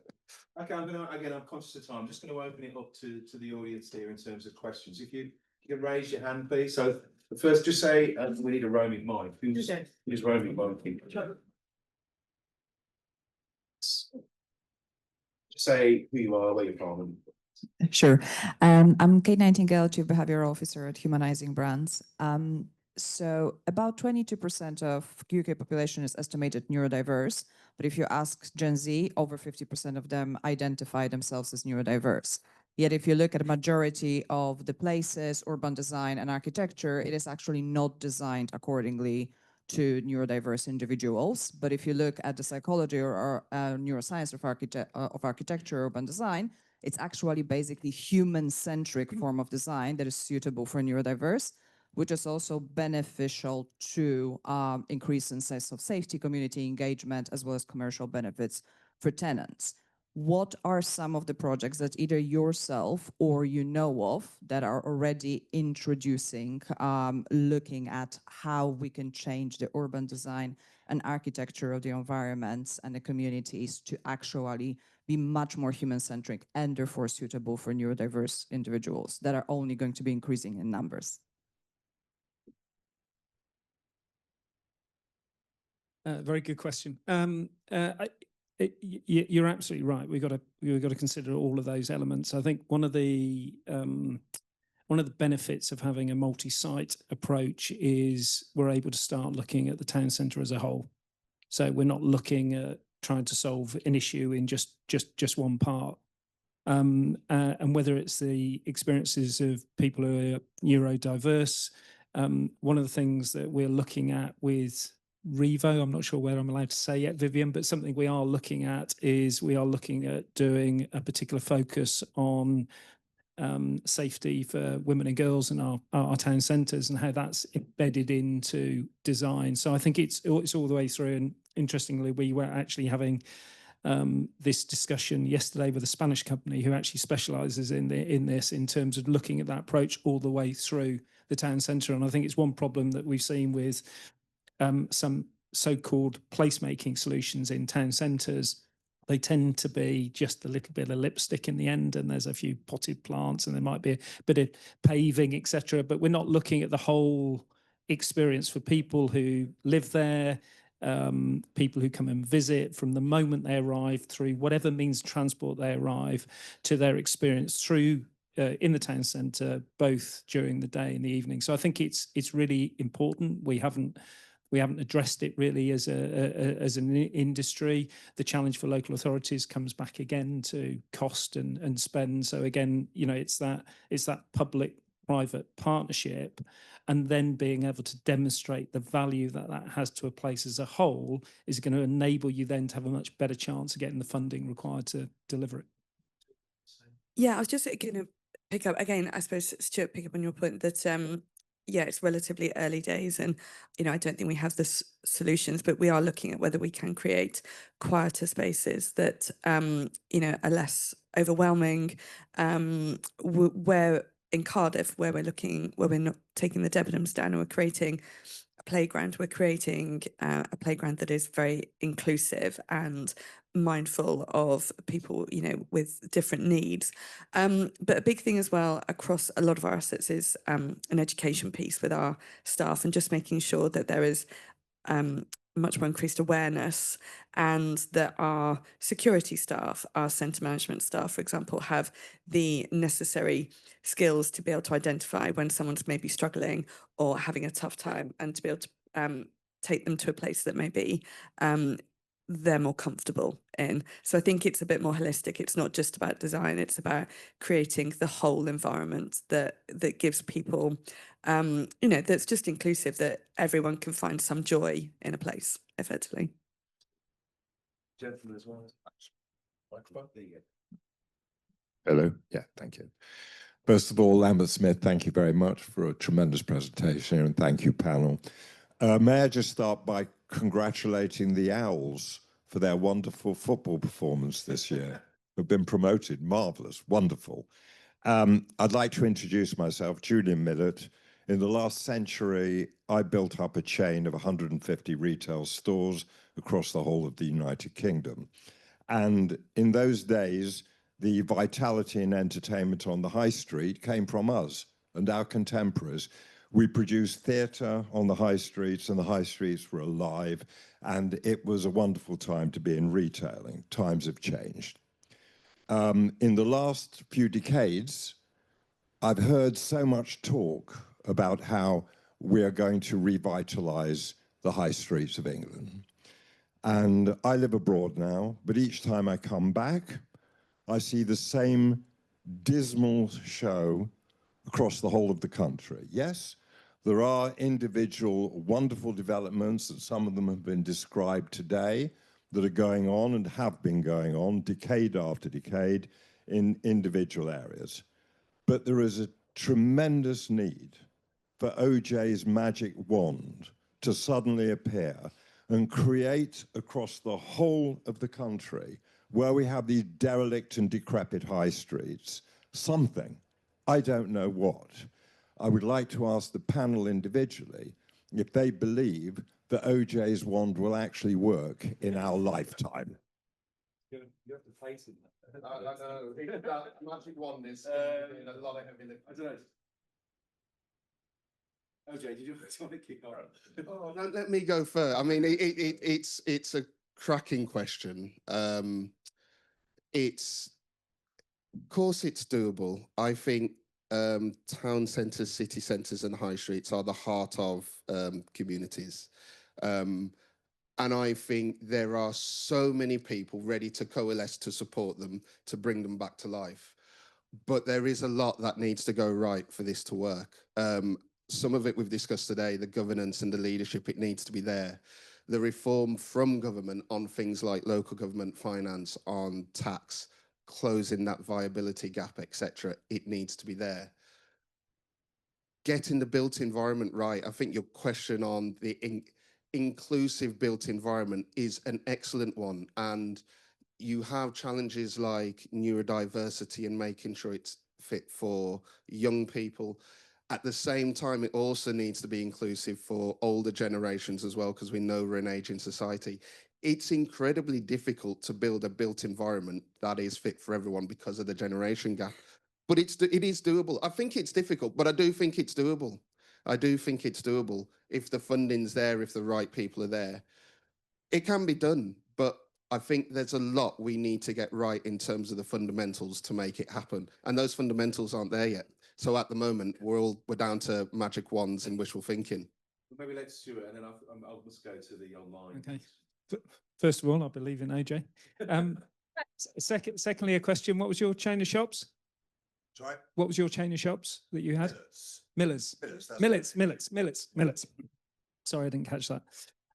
Yes, very important in terms of entertainment within high streets. I think there's a number of factors here. We have to recognise what's caused the issues on our high streets, and it's not just pandemic, it's not just the internet, it's the fact that all of our independents were priced out of our high streets. It was the investment model that existed, whether it was shopping centres or high streets. So we have to recognise that as first of all, and then actually, what is the solution? I've been sort of wrangling with this for a couple of years, looking at, I had the benefit of working on a number of major shopping centres in terms of curating their mixes as new developments, and looking at how we might apply some of that logic to town centres. Understanding the difficulties that we got with fragmented ownership, and I think there's a number of solutions here. One, it's working with the local community and the local entrepreneurs, and this is where the bid comes in. Most town centres I go to have got a fantastic array of independents, but they're all dotted around as a result of what's happened in the past, and you just love to be able to pick them up and put them in one place. And with that in mind, we're working with a couple of local authorities to actually look at the interventions that they can make to accelerate this change. And I think the question is, in any sort of town or city is individual and unique, but is there an area that actually the local authority should go and buy a number of properties?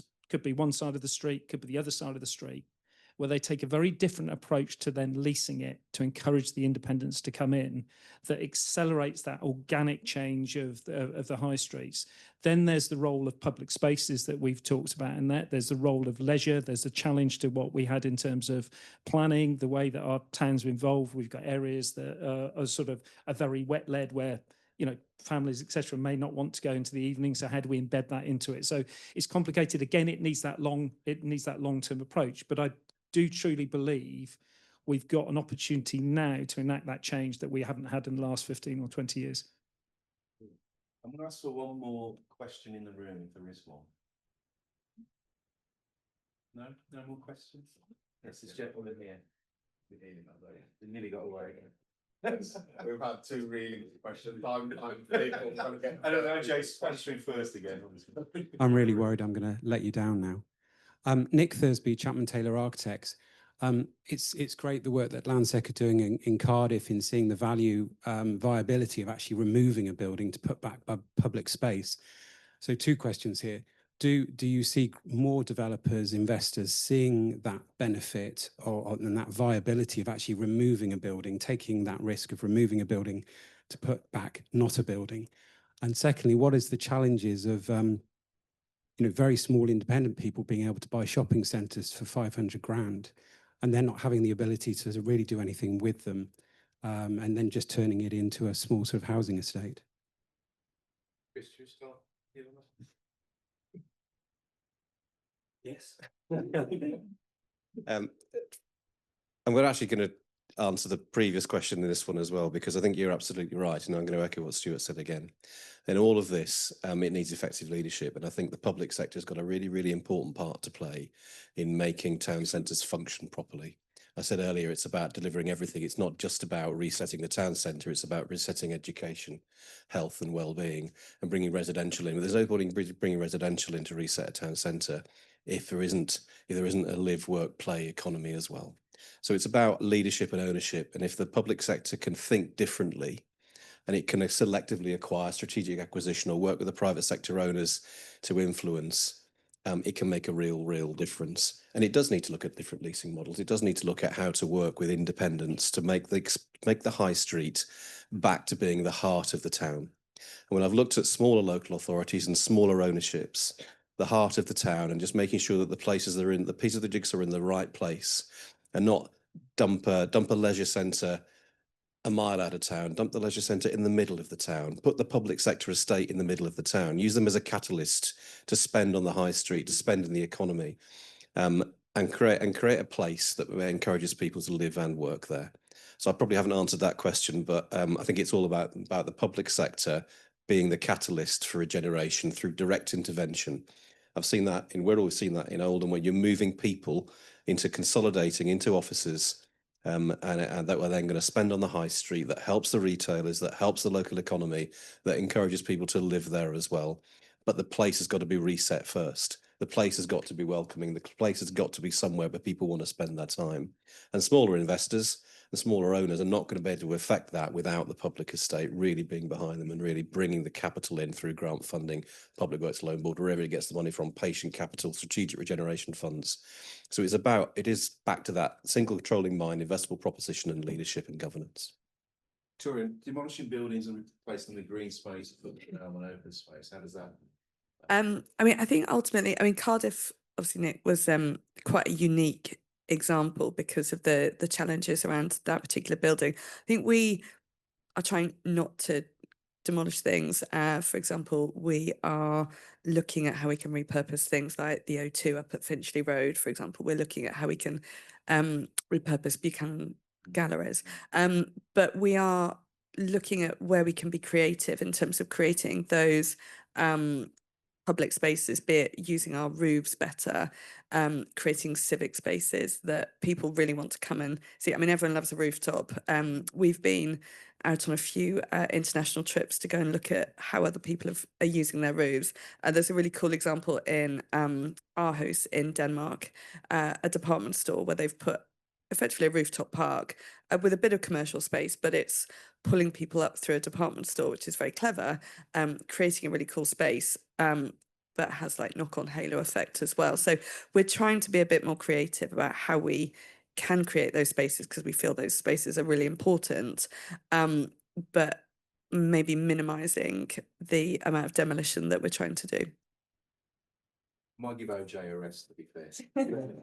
He's trying to solve the world's problems. Yeah. And maybe just end it with Stuart, if you've got any thoughts on them. Yeah, Nick, you asked the question about who ends up then being the owner and whether they've got the expertise or the money to development. And now I thought it might be sort of quite neat if I bring it back to Oldham. I suspect if the spindles had come on the market now, you probably wouldn't be the owner because the way that the market has changed. So actually being brave enough to buy the centre and be the custodians of that centre and then influence the role that it has in the town centre, I think is absolutely key. And there was probably a big question when you were doing it about whether it was the right time to do it. Was it pre-pandemic? In middle of pandemic, so even braver, because what was happening with values, or what was perceived to happen with values at the time. Some local authorities had gone in too well. The argument would be too early, but there was probably never too early, because the worst thing possible to happen is you've got the wrong custodian of that centre, and it remains there as a blight on your high street and can't be used as part of the regeneration of that town centre. So for me, that's key. I'd like to thank the amazing panelists today. I think you agree they've been brilliant.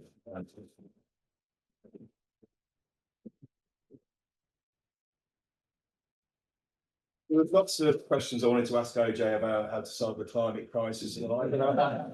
That'll be for next year, maybe. But it's been, and again, I want to thank all of you that are in the room and online still. Thank you so much for your time. We have run over. For those in the room, there are still drinks afterwards. If you've got a little bit of time for a little bit more networking, you're more than welcome to stay. I don't know, Vivian, did you want to just say anything at the end? I'm going to bring back the QR. There you go, which is the link to Revo. Did you want to say anything at the end just around the... because I know that people are going to need to be going, but obviously we hold this every year, and it's fantastic to be doing it with Lambert Smith Hampton. Revo is the trade association for retail and leisure built environment. So it's for those in the room who are in these sectors, it is your membership body. We are here to enable you to achieve the maximum that you can in the work that you do, and support the skills and the learning in what Victoria has described as a highly dynamic environment. And we are certainly moving as fast as that dynamism. So please do check us out. If you're not a member already, do look at that, and particularly look for our conference coming around on the 15th of September. But thanks very much. Thank you. Thank you very much.